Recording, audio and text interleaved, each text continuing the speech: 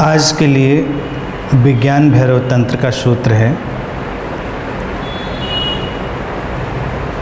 किसी कटोरे को या किसी पात्र को उसके पार्श्व भाग को यानी साइड पार्ट्स को देखे बिना उसको देखो, न उसके पदार्थ को देखो न उसके पार्श्व को साइड्स को देखो और थोड़े ही क्षणों में बोध को उपलब्ध हो जाओ।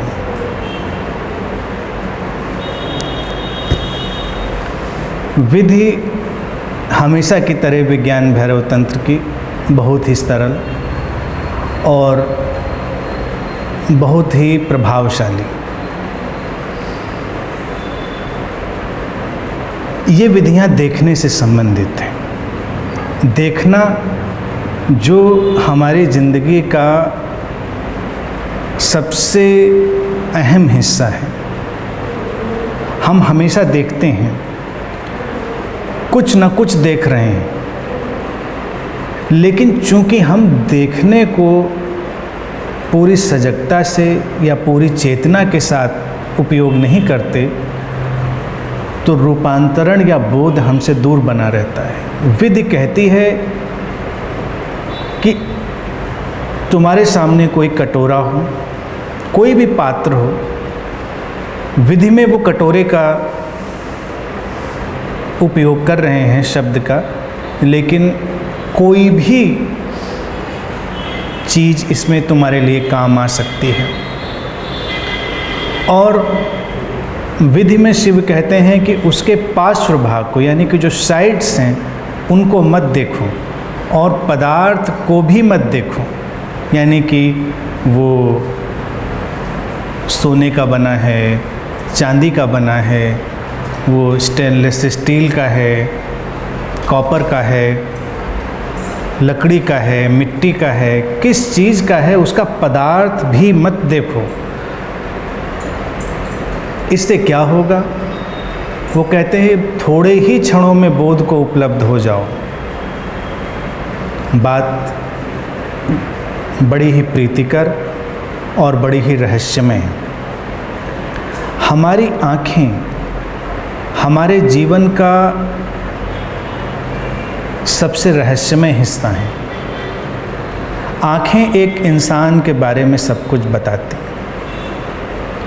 अगर तुम आँखों को देखना जानते हो, आँखों की गतियाँ तुम पहचानते हो, तो तुम किसी की भी आँखों में थोड़ी देर के लिए ही अगर झांको, तुम उसके बारे में आम तौर से सब कुछ जान सकते हो। वो पूरी तरह पारदर्शी।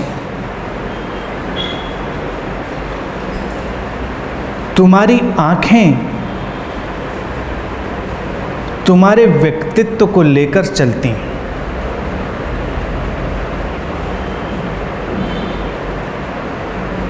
और आँखों के माध्यम से हम अपनी 70 से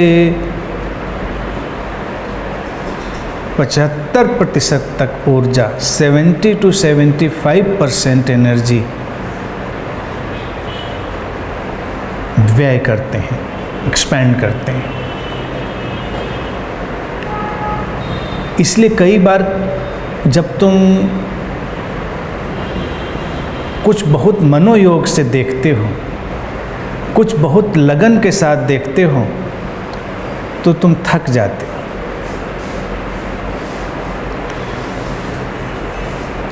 मगर बहुत देर तक टीवी देखो तो भी तुम थकान अनुभव करते हो, तुम ड्रेन आउट अनुभव करते हो। तुम बहुत देर तक लैपटॉप कंप्यूटर के स्क्रीन पर देखते रहो, तुम सेल फ़ोन का स्क्रीन बहुत देर देखते रहो, या तुम कुछ बहुत देर तक पढ़ते रहो जहाँ पर तुम्हें लगातार देखना पड़ रहा है, तो तुम थकान अनुभव करते हो। इसलिए कई बार लोगों को लगता है पढ़ने वाला व्यक्ति क्या मेहनत कर रहा है। पढ़ने वाले बच्चे जब पढ़ाई कर रहे होते हैं, तुम देखोगे वो बहुत थकते हैं, उनको नींद भी बहुत पकड़ती है। लोगों को लगता है कि पढ़ाई का उनकी ऊर्जा से क्या रिश्ता है। अगर कोई पूरे मनोयोग से पढ़ने लग जाता है तो उसकी आँखों से ऊर्जा बाहर जाने लगती और वो थकान अनुभव करता है।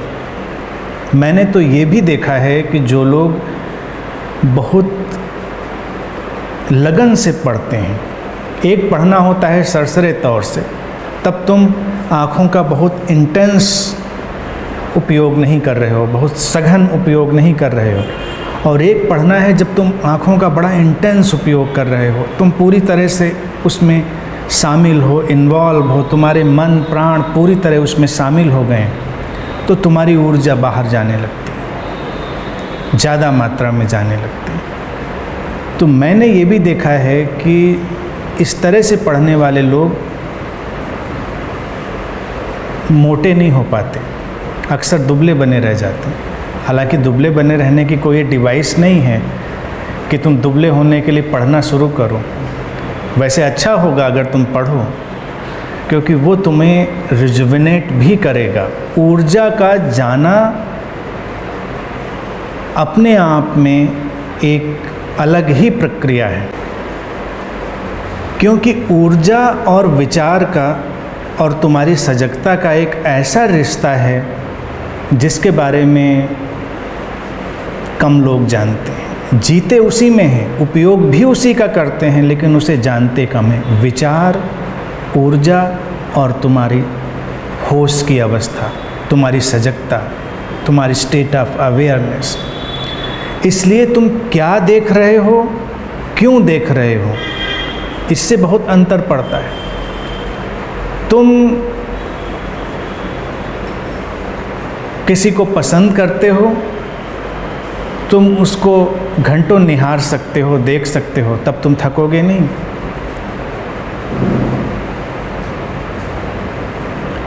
तुम सुंदर प्रकृति को घंटों देख सकते हो। जो प्राकृतिक सौंदर्य तुम्हारे आसपास है उसको तुम देर तक देख सकते हो और तब तुम ज़्यादा शक्तिशाली अनुभव करते हो, तरोताज़ा अनुभव करते हो। वो ऊर्जा का आदान प्रदान बन जाता है। तुम्हारा विचार जो उस सौंदर्य से जुड़ा है, वो सौंदर्य जो तुम्हारी निगाह में निश्चल है। प्रकृति इसीलिए लोगों को आकर्षित करती है, क्योंकि प्रकृति में आमतौर से तुम अपना विचार नहीं डाल पाते। जब डालने लग जाते हो तो प्रकृति भी तुम्हारे लिए काम करना बंद कर देती, उसके लिए भी तुम डल हो सकते हो। तो विचार के माध्यम से घटता है देखना। हमारी जो जीवन शैली हो गई है देखने की, तुम देखो निर्विचार देखना हमारी जीवन शैली में नहीं है। हम देखते भी हैं तो हमारे पास देखने का विचार होता है, देखने का तर्क होता है, देखने का कारण होता है। कुछ तुम्हारे काम का है, कुछ तुम्हें लुभा रहा है, कुछ तुम्हारी डिजायर्स को, तुम्हारे पैशंस को, तुम्हारी वासनाओं, इच्छाओं को खींच रहा है। हर विचार की अपनी एक ऊर्जा है, अपना एक आभा मंडल है। उसके अनुसार ही ऊर्जा का तुमसे आना जाना होता है। इसलिए अगर तुम किसी नकारात्मक चीज़ पर जो मानी जाती है, जो भी चीज़ नकारात्मक मानी जाती है, जो तुमको नीचे खींचती है, अगर तुम उस पर अपनी निगाह ले जाओगे तो तुम धीरे धीरे ड्रेन आउट होने लगोगे, तुम थकने लगोगे। और आँखें हमारे शरीर का वो हिस्सा हैं जो हमारी चेतना से भी जुड़ा है और हमारे शरीर से भी जुड़ा है। यानी कि आँखें बिल्कुल बीच में हैं। वो विंडो हैं, डोर्स हैं, द्वार हैं या खिड़कियां हैं, कुछ भी उनको कह सकते हैं, जिसके एक ओर तो तुम्हारी चेतना का जगत खुलता है और एक ओर तुम्हारे शरीर का जगत खुलता है। एक ओर चैतन्य का जगत खुलता है और एक ओर पदार्थ का जगत खुलता है। आँखें इसीलिए पदार्थ भी हैं और चेतना भी हैं, मटेरियल भी हैं और कॉन्शियसनेस भी हैं। इसीलिए आँखों को अगर तुम देखोगे तो पूरे शरीर में बिल्कुल फ़र्क, जैसे दो जलते हुए दिए प्रवाहपूर्ण। आँखें गति में हैं, आँखें कभी ठहरी नहीं। एक व्यक्ति अगर बैठा हो और तुम उसको आँख खोलकर कहने के लिए कहो कि वो आँख खोलकर बैठे और तुम उसकी आँखों में देखो, शरीर ठहरा होगा लेकिन आँखें फिर भी बह रही होंगी। आँखों में उसका पूरा जीवन तैर रहा होगा। अगर तुमको देखना आता है तो तुम उसकी आँखों में आते जाते विचारों के बादल सब कुछ देख सकते हो, क्योंकि खुली हुई आँखें भी स्थिर नहीं होती, लगातार बह रही। वो तुम्हारे विचारों और तुम्हारी ऊर्जा के साथ मिलकर बह रही हैं, वो कभी ठहरती नहीं। पूरा शरीर ठहर सकता है, आँखें नहीं ठहरती। आँखें नहीं ठहरती, ये जो बात है इसी का इसमें उपयोग किया गया है विधि में कि आँखों को ठहराना है। शिव कहते हैं कि तुम ये मत सोचो कि ये पात्र किस पदार्थ का है।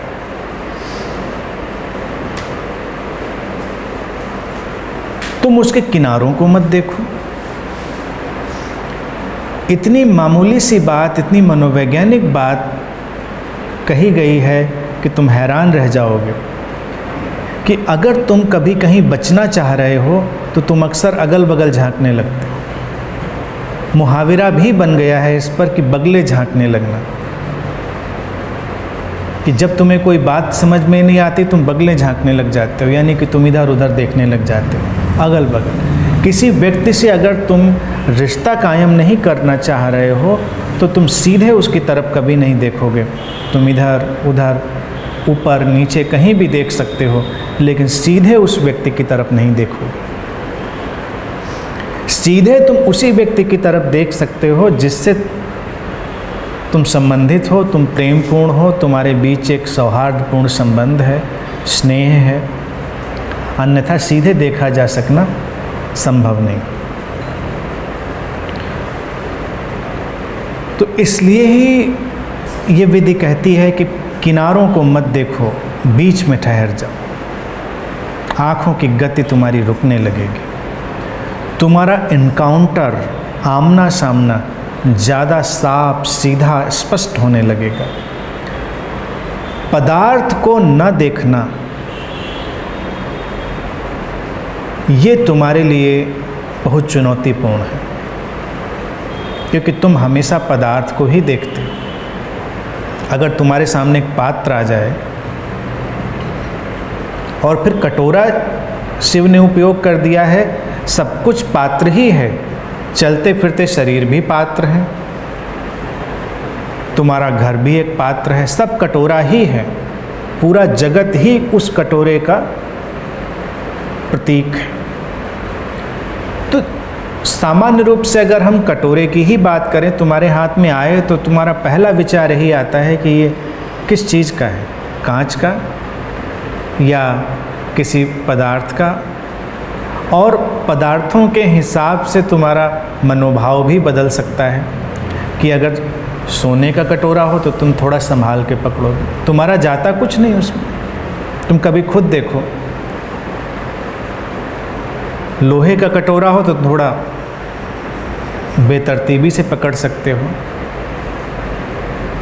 कांच का हो और तुमको ये पता हो कि ये महंगा वाला है तो तुम संभाल के पकड़ोगे, और पता हो कि सस्ता वाला है तो सोचोगे टूटने दो, सस्ता कांच है। अपना खरीदा हुआ हो तो ज़्यादा अच्छे से पकड़ोगे, किसी दूसरे का हो जिसमें चिंता ना हो टूटने की तो तुम ख्याल नहीं करोगे। ये सारी चीज़ें आएंगी क्यों? क्योंकि तुम पदार्थ को देख रहे हो कि पदार्थ क्या है, पदार्थ का मूल्य क्या है, पदार्थ का परिणाम क्या होगा, तुम उसके अनुसार देख रहे हो। इसी तरह से जब तुम व्यक्तियों को देखते हो,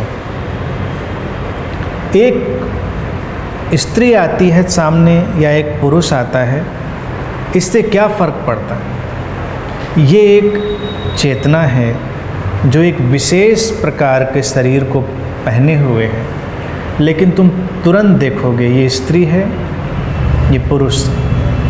क्या तुम कभी ऐसे देख सकते हो कि तुम बस देख रहे हो और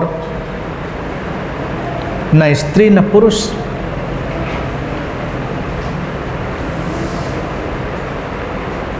भगवान बुद्ध के जीवन की एक घटना है।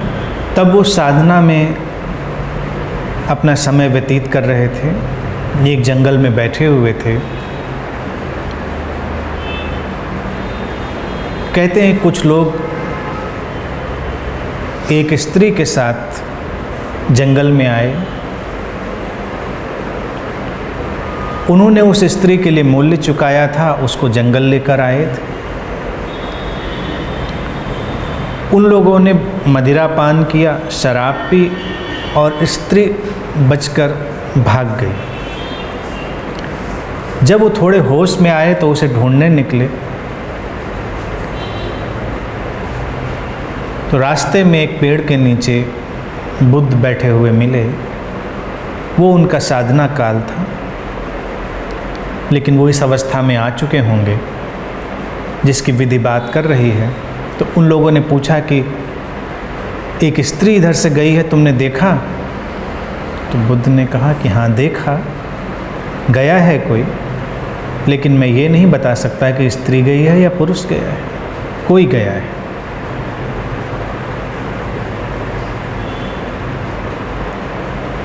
क्या जब उन्होंने देखा होगा, बेहोशी में देखा होगा कि वो पहचान ना पाए होंगे? नहीं, वो शायद कुछ ऐसी ही विधियों पर काम कर रहे होंगे जब उनकी दृष्टि ठहर गई होगी और उन्होंने बस एक चेतना को, एक ऊर्जा को जाते हुए देखा होगा।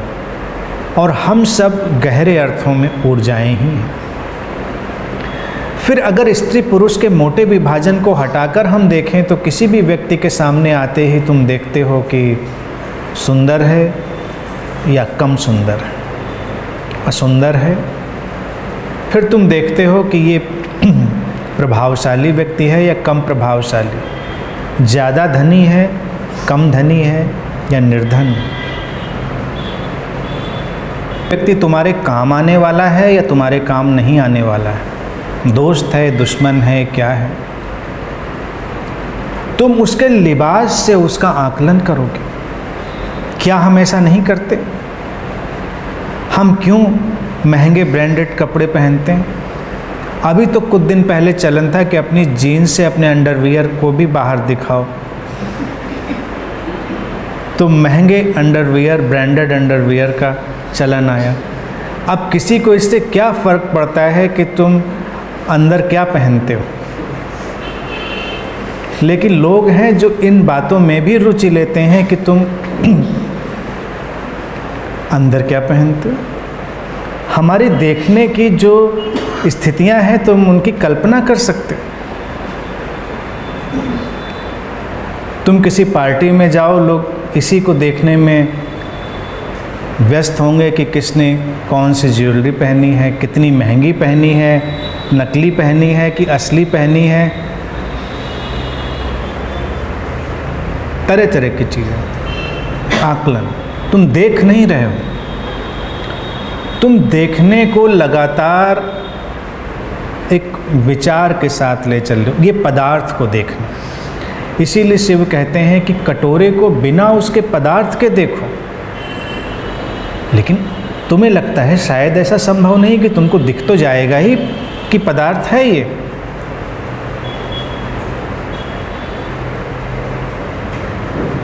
थोड़े अभ्यास के बाद तुम देखोगे कि संभव है कि बिना पदार्थ के देखा जा सकता है। पदार्थ हमारी कल्पना है, हमारा विचार है, उसके बिना भी देखा जा सकता है। और जब तुम उसके बिना देखते हो तो तुम्हारे विचारों का एक अलग ही ढांचा पैदा होता है। एक बुद्ध में और एक आम व्यक्ति में अंतर क्या होता है कि वो पदार्थ के बिना देखता है, वो तुमको चैतन्य की तरह देखता है, इसलिए उसके देखने में कोई भेद जान नहीं पड़ता और उसके देखने मात्र से तुम ऊपर खींच लिए जाते हो। तुम एक रूपांतरण की दुनिया में, एक ट्रांसेंडेंटल डायमेंशन में चले जाते हो, क्योंकि हर व्यक्ति जब तुमको देख रहा है और तुम आकलन की दृष्टि से ही देख रहे हो, हमेशा तुम इवैल्यूएटिव हो, हमेशा तुम जजमेंटल हो। क्या ऐसा नहीं? हमें इस प्रकार के देखने ने ही ऊर्जाहीन और शक्तिहीन बना दिया है। तुम लगातार इवैल्यूएटिव, और तुम्हारे बाबाओं और माताओं को अगर तुम देखो जो तुम्हारे मेन स्ट्रीम में पॉपुलर हैं, वो भी पदार्थ के साथ चलते हैं। अभी कोई वीआईपी आएगा तो उनकी बॉडी लैंग्वेज बदल जाएगी, वो अलग तरह से व्यवहार करने लगेंगे। कोई सामान्य व्यक्ति आएगा तो अलग तरह से व्यवहार करने लगेंगे। कई बाबाओं को मैंने देखा है, बहुत प्रसिद्ध हैं, प्रधानमंत्री आ जाएंगे तो बस वो लेट नहीं जाते हैं ज़मीन पर, बाकी सारा काम कर लेते हैं। देखने में तो यही लगता है कि वीआईपी ने ही उनके पैर छुए, लेकिन अगर तुम उनकी आँखों को देखोगे तो लगेगा कि छू तो उन्होंने भी लिए, आँखों से ही। लालसा है, डिजायर है, पावर सीकिंग है, शक्ति की तलाश है। तुमको पता है कि ये महत्वपूर्ण व्यक्ति है, ये काम का व्यक्ति है, शक्तिशाली व्यक्ति है, तो तुम्हारा देखना विकृत हो गया। एक बुद्ध की आँखें खाली होती हैं, खिड़कियों की तरह खुली हुई। जब वो देखता है, इसीलिए उसके देखने का जादू है, मैजिक है। वो देखता है बिना किसी पदार्थ के और बिना किसी पार्श्व के, यानी बिना किसी अगल बगल के। अगल बगल का तात्पर्य अतीत और भविष्य भी है, समझ रहे? पार्श्व को देखने से तुम्हारी जो गति है वो अतीत और भविष्य में भी होती है, और जो व्यक्ति ज़्यादा अतीत और भविष्य में गति करता है वो ज़्यादा अगल बगल देखता है, ज़्यादा उसकी पार्श्व दृष्टि होती है, साइड ग्लैंसेस। जो व्यक्ति वर्तमान में ठहरा होगा, तुम देखोगे उसकी आंखें भी ठहरी हुई होंगी, आंखें ठहरती हैं। ठहरने का मतलब पत्थर की नहीं हो जाती। कुछ लोगों को ऐसी विधियाँ सुनने के बाद लगता है कि आँखों को पत्थर जैसा बना लेना, उनको ठहरा लेना है। नहीं, तब तुम्हारी आँखें तनावग्रस्त हो जाएंगी। आँखों का ठहरना सिंबॉलिक है। आँखों का ठहरना है तुम्हारे विचारों का ठहर जाना। आँखों का ठहरना है अतीत और भविष्य की गति का बंद हो जाना, विशुद्ध वर्तमान का उदय होना। तब तुम्हारी आँखें खिली हुई कमल की तरह हो जाती, ताजी, लुमिनस, कोमल। इसीलिए सुंदर आँखों को अक्सर हम कमल नयन कह देते, कमल जैसी आँखें। हर सुंदर आँख कमल जैसी नहीं होती। कमल जैसी आँख वही होती है जो इतनी निर्मल हो चुकी होती है कि उस पर कुछ ठहरता नहीं। कमल का प्रतीक क्या है? कमल का प्रतीक यही है कि उस पर ओस की बूंद भी गिरती है, उसके साथ जुड़कर सुंदर हो जाती है, लेकिन कमल उससे ग्रस्त नहीं है। वो फिसलती है, गिर जाती है, कमल वैसे का वैसा बने रहता है। सुबह की किरणें ओस की बूंद को खींचकर समाप्त कर देती हैं, कमल वैसे का वैसा बना रहता है। कमल की विशेषता ही यही है कि वो संसार में है और संसार के बाहर है। जल में है, जल से बाहर है। कीचड़ में है, लेकिन कीचड़ से बाहर है। कीचड़ से युद्ध नहीं है, संघर्ष नहीं है, निंदा नहीं है। इसीलिए भारतीय दर्शन में कमल का प्रतीक बहुत उपयोग किया गया। और कमल नयन, हम अक्सर अपने अवतारों को, बुद्धों को कमल नयन से परिभाषित करते रहे। शिव भी प्रारंभ में विज्ञान भैरव तंत्र के जब देवी को संबोधित करते हैं तो उनको भी वो कमल नयनी, कमल जैसी आँखों वाली कहते। तो जो आंखें ठहरी हुई होती हैं वो कमल जैसी हो जाती हैं, जिंदा, जिंदगी से भरी हुई, लेकिन किसी भी ऑब्सेशन से मुक्त, किसी भी ग्रस्तता से मुक्त, शुद्ध वर्तमान, इन प्योर प्रेजेंट।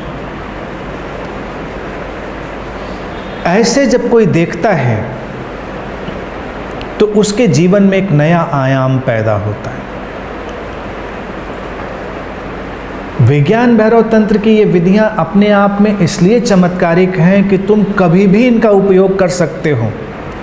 ये उन लोगों के लिए एक बहुत शुभ सूचना है, सुंदर सूचना है, जो ध्यान को सर्कस समझते हैं, जो ध्यान को कुछ न कुछ करना ही समझते हैं।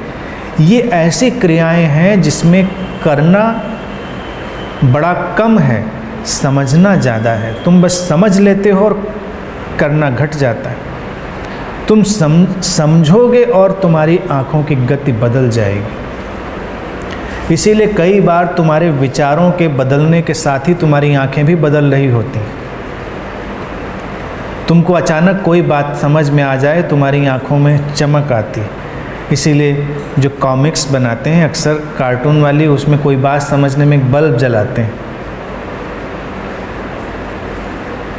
पहले बच्चों की एक बहुत सारी कॉमिक्स में है, ज़्यादा पॉपुलर इसको यूज़ किया था। चाचा चौधरी की एक कॉमिक आती थी, जब कुछ समझ में आता है तो एक बल्ब जल जाता है, आँखों में कुछ जलता है, रोशनी आती, कुछ ट्विंकलिंग, और जब तुम्हारी समझ खोती है तो आँखों में कुछ बुझता है, जैसे कोई दिया बुझ गया हो, आँखें बुझ जाती। इसलिए समझो। और इस विधि के लिए न क्रिया की ज़रूरत है, न किसी अतिरिक्त समय की ज़रूरत है। तुम कहीं भी इसका उपयोग कर सकते हो। तुम चाय पी रहे हो, ध्यान प्रारंभ। तुम पानी पी रहे हो, ध्यान कर सकते हो। तुम खाना खा रहे हो, तुम इस विधि का उपयोग कर सकते हो। तुम कहीं जा रहे हो, इस विधि का उपयोग कर सकते हो। किसी से मिल रहे हो, सामने बैठे हो, देख रहे हो, तुम व्यक्ति को बस देख रहे हो, नॉन जजमेंटल, बिना किसी पूर्वाग्रह के, बस उसको देख रहे हो और बात कर रहे हो। ऐसे में कई बार तुम्हारी बातें भी बड़ी प्रभावशाली हो जाएंगी, क्योंकि अगर तुम्हारे सामने कोई हो और तुम्हारे अंदर ये विचार चल जाए कि ये व्यक्ति कौन है, क्या है, तो तुम्हारा बात करने का ढंग प्रभावित हो जाए। ऐसे तुम आराम से बात कर रहे हो सकते हो, लेकिन तुमको पता चल जाए कि ये व्यक्ति बड़ा ही महत्वपूर्ण है, तुम्हारे कई काम करने वाला है।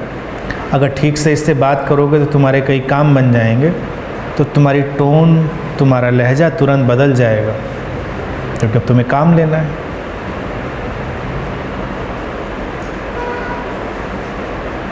लेकिन ऐसे काम बनते नहीं हैं। इसको लोग लाइजनिंग कहते हैं आम भाषा में, और प्रचलित भाषा में चापलूसी भी कहते हैं। किसी को देखकर अपनी बात करना। लेकिन अगर तुम बात कर रहे हो और तुम इस पर ध्यान ही नहीं दे रहे हो, ये कौन है, क्या है, तुम एक प्रेजेंस के साथ व्यवहार कर रहे हो, तो तुम्हारी बातें इतनी प्रभावशाली हो सकती हैं, जबकि तुम प्रभाव डालना नहीं चाह रहे हो, लेकिन वो इतनी प्रभावशाली हो सकती हैं कि जो तुम्हारा डिज़ायर्ड है वो सब वैसे का वैसा ही होगा। यही तो मिस्ट्री है कि जब तुम डिज़ायर को पूरे करने की तरफ बढ़ते हो, तुम फंस जाते हो। तुम पूरा करना नहीं चाहते हो, पूरी होने लगती। किसी को तुम्हें कुछ समझाना है, तुम्हारे लिए कोई बात अड़चन वाली है, तो जब तुम उसके सामने बैठे हो, तुम बहुत इवैल्यूएटिव हो, तुम बहुत जजमेंटल, और तब तुम्हारी बातें बहुत प्रभाव नहीं डालेंगी, और तुम बस सामान्य ढंग से उसके सामने बैठ जाओ, जैसे एक उपस्थिति है ना, इधर देखो न उधर देखो, सामने देखो।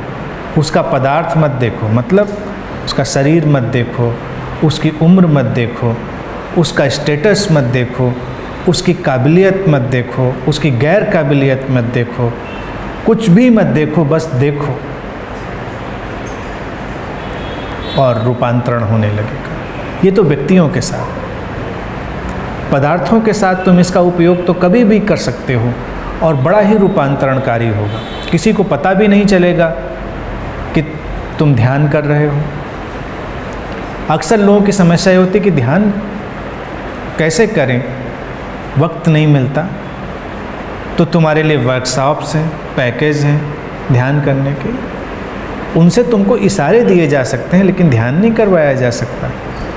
तुम 2 घंटे पालथी लगाकर बैठो, ध्यान करो, वो तो केवल ट्यूनिंग है, ध्यान नहीं है।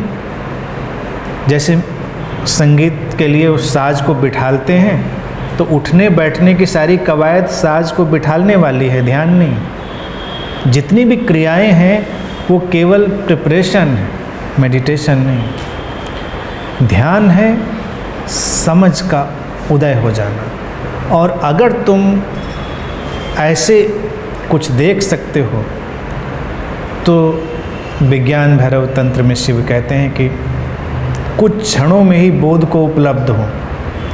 अब ये बात उन्होंने भांग खाकर तो नहीं कही होगी कि कुछ क्षणों में बोध को उपलब्ध हो। इतना आसान, देखा थोड़ी देर और कुछ क्षणों में बोध को उपलब्ध हो जाए। जन्मों लगते हैं, साधना करनी पड़ती है, बहुत तपस्या करनी पड़ती है, कुछ क्षणों में नहीं। वो जानकर कह रहे हैं, अनुभव करके कह रहे हैं कि अगर ऐसी दृष्टि के साथ तुम कुछ क्षण भी बिता सको तो बोध का सूरज तुम्हारे भीतर उगने लग जाएगा। भले वो अभी उतनी तेज़ी से न चमके, लेकिन सुबह हो जाएगी। जैसे सुबह सूरज की आहट आती है, ऐसे आहट आने लग जाएगी, तुमको उसकी किरणें दिखाई देने लग जाएंगी। हमारे जीवन का सारा संताप, सारा संघर्ष, सारा नरक ही इस दृष्टि के साथ है, जो पदार्थ को देखती है, जो अगल बगल देखती है, जो अतीत और भविष्य में डोलती है। यहाँ जबकि सब कुछ नया है।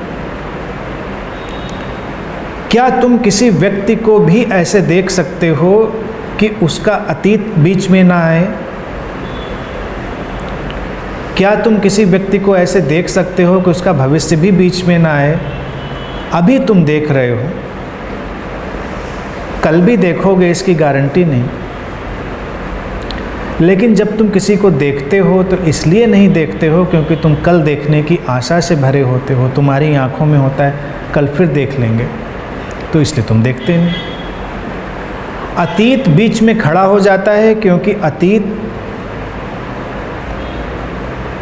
की बहुत सारी स्मृतियां हैं, तो तुम स्मृतियों को देखते हो, व्यक्ति को नहीं देखते।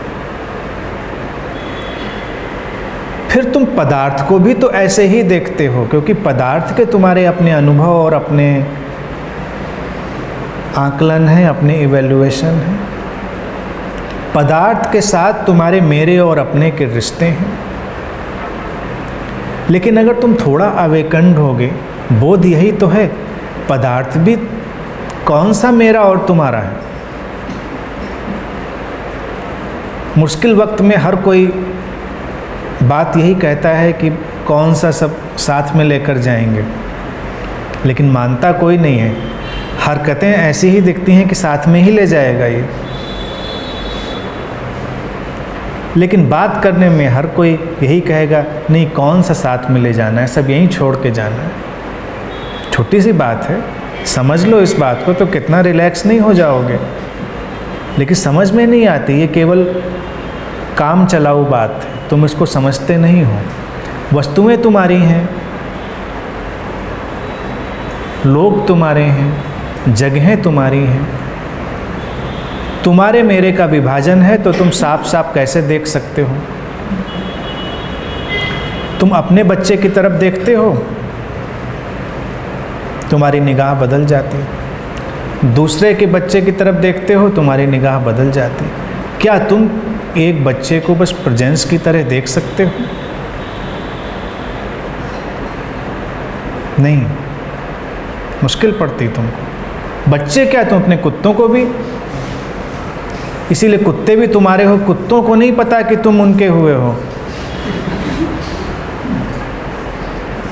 कुत्ते, तोते, बंदर सब तुम पालते हो और तुम्हारे हो जाते हैं, उनको नहीं पता कि तुम उनके हो। और फिर दूसरे का बंदर, तोता, कुत्ता अगर तुम देखते हो तो अलग निगाह से देखते हो, अपने वाले को अलग निगाह से देखते हो। कोई टूरिस्ट आ जाए जंगल से तो उसको अलग निगाह से देखते हो। हमने निगाहों को भी कितना डिस्क्रिमिनेट कर लिया है।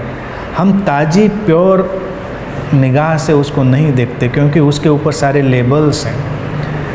लेबल्स हमको देखने नहीं देते, उसकी ज़िंदगी को, उसकी लाइफ को, उसकी मिस्ट्री को देखने नहीं देते। क्या तुमने देखा? अगर देखा होता तो बदल गई होती ज़िंदगी। नहीं देखा हमने कभी भी। कोई तुम्हारा भाई है, बहन है, पति है, पत्नी है, प्रेमी है, माता है, पिता है, लेबल है। तुम उसको उस लेबल की निगाह से देखते हो। जब तुम लेबल की निगाह से देखते हो तो तुम उसको कभी नहीं देखते जो वो है, तब तुम चूक जाते हो। बोध इतना ही है कि अगर तुम पदार्थ को देख सको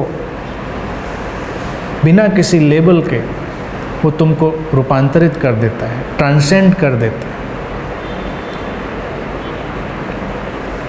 इसलिए इस विधि का उपयोग अपनी प्रतिभा के अनुसार और अपनी कल्पनाशीलता के अनुसार, अपनी इमेजिनेशन के अनुसार तुम हर जगह करो जहाँ कहीं तुमको मौका मिल जाए।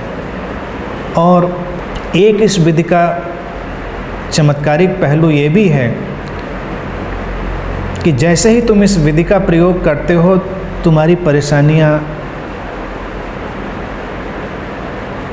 बिल्कुल गायब हो जाती, डिसॉल्व हो जाती।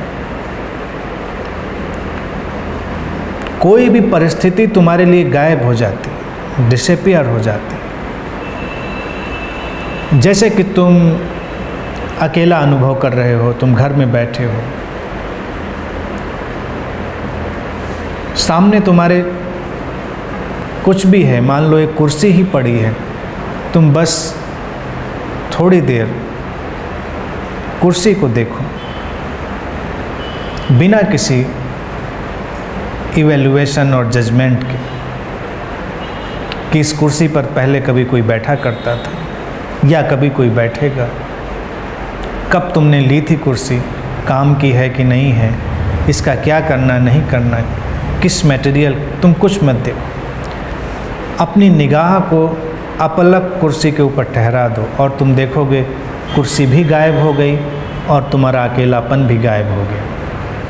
कोई व्यक्ति जो तुमको परेशान कर रहा है,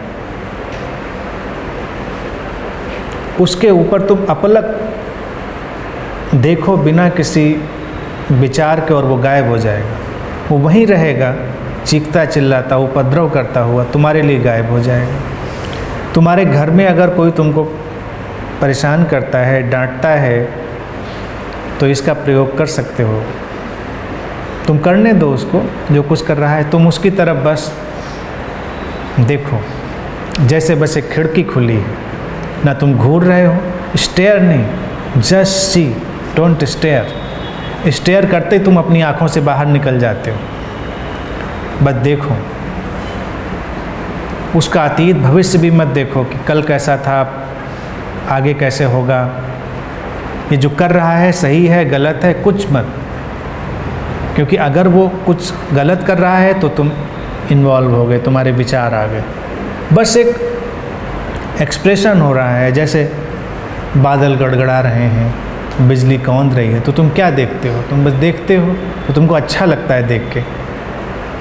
लेकिन अगर तुमको ये पता चल जाए कि बिजली तुम्हारे ऊपर गिरने वाली है, तो फिर तुम देख नहीं पाते, फिर तुम इन्वॉल्व हो गए। तो किसी भी व्यक्ति को ऐसे ही देख सकते हो जैसे बादल गड़गड़ाते हैं, उसको गड़गड़ाने दो और तुम देखते रहो, वो गायब हो जाएगा और वो शक्तिहीन हो जाएगा। उसकी शक्ति समाप्त हो जाएगी जबकि तुमने उसको शक्तिहीन करने का प्रयास नहीं किया।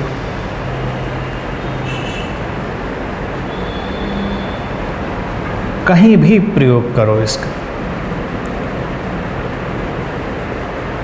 अलग अलग तरीके खोजो। फिर इस पर अगली बार हम लोग जब बैठेंगे तब फिर विस्तार से बात करेंगे, ठीक है।